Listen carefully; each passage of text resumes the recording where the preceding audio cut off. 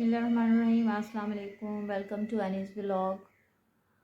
और सबसे पहले दुरूद पाक पढ़ लेते हैं। अस्सलातु वस्सलामु अलैका सय्यदी या रसूलल्लाह व आलिका साबिका या हबीबल्लाह। और बेहद दरूद व सलाम आका अलैहिस्सलातु वस्सलाम की ज़ात अक़दस पर, उनके अहले बैत पर और उनके सहाबा रज़ियल्लाहु ताला अन्हुम पर। आज जो है मैं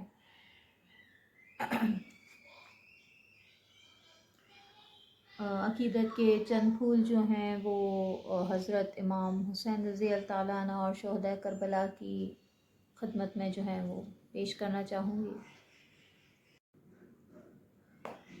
आज जो मैं ज़िक्र करना चाहूँगी तो वो मैं ये ज़िक्र करना चाहूँगी कि हज़रत इमाम हुसैन रज़ियल्लाहु ताला अन्हा और इनके जो साथी थे करबला में, उनकी तादाद 72 थी। और हज़रत इमाम हुसैन हसन रज़ियल्लाहु ताला को जब जहर दिया गया तो उनके कलेजे के टुकड़े हुए, वो भी 72 थे। तो 72 की आपस में आप देख लें कि कितनी जो है वो यकसा है तादाद वहाँ शोहदा करबला की भी, और हज़रत इमाम हसन रज़ियल्लाहु ताला अन्हु के जो कलेजे के टुकड़े हुए वो भी 72 थे। तो 72 का जो ये एक सीगा है, ये एक रूहानी तौर पे एक राज दिए हुए है। और जितनी मैं अपनी नाक़िस अक़ल के मुताबिक समझ सकी हूँ, ये वाकई एक अजीब सा अल्लाह की तरफ से राज है, ये 72 का जो अदद है। और हज़रत इमाम हुसैन रज़ियल्लाहु ताला अन्हु की जहाँ तक शख्सियत का ताल्लुक़ है, तो आप रज़ियल्लाहु ताला अन्हु ने जो है 25 हज जो है वो पैदल फरमाए। और यज़ीद की बदकिरदारी या यज़ीद के किरदार का अंदाज़ा इस बात से लगाया जा सकता है कि यज़ीद ने ना सिर्फ हज़रत इमाम हुसैन रज़ियल्लाहु ताला अन्हु को शहीद किया, बल्कि यज़ीदी लश्कर के या फ़ौज के जो घोड़े हैं वो मस्जिद नबी सल्लल्लाहु अलैहि वसल्लम में 3 दिन तक बंधे रहे। और जब हज़रत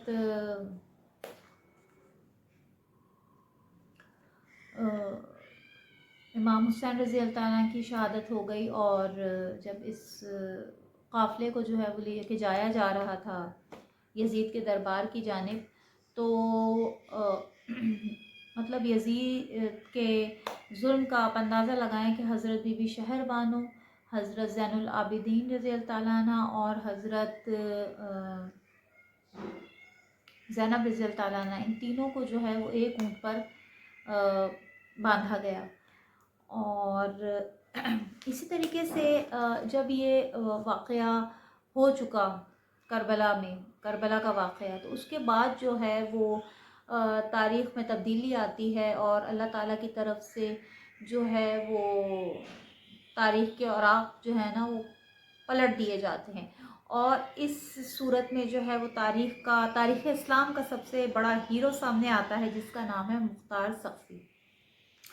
अब जब मुख्तार सक़फ़ी की फ़ौज ने यज़ीदी फ़ौज का पीछा करना शुरू किया, तो इस पीछे में जो है वो